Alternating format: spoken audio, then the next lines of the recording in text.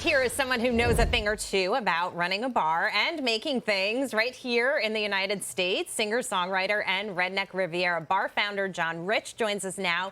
John, it's great to see you. You also have an all-American spirit. It's your whiskey, Redneck Riviera. I believe I tasted it when I was at your bar in Nashville. Tell us about it. Well, thank you for dropping in, and thank you for trying it out. I think a lot of people are looking for other brands these days for obvious reasons, and Redneck Riviera whiskey. Matter of fact, I have a bottle of it right here. It looks like that. We're in 11,000 stores now, 11,000 stores across the U.S. We support the Folds of Honor. We give back to them. We've generated $1.6 million back to Folds of Honor.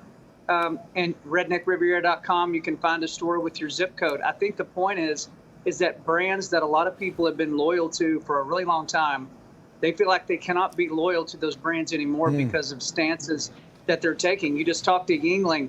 I can tell you that in my bar, Redneck Riviera, Bud Light went to zero all by itself. Nobody would purchase it.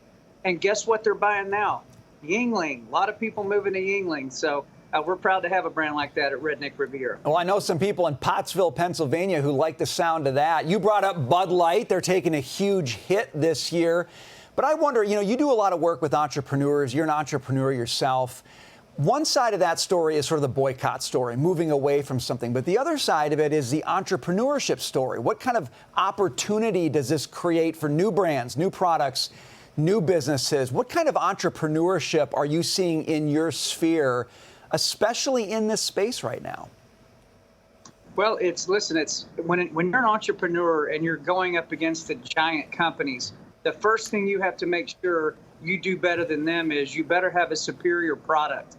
So Bud Light, okay, if you like Bud Light, that's fine. But have you put it next door to some of the smaller up-and-coming companies? They put a lot more creativity into their brands because they're trying to make a name for themselves. So I think you see a lot of these things happening. It's happening in the banking industry. It's happening in the beverage industry, the entertainment industry.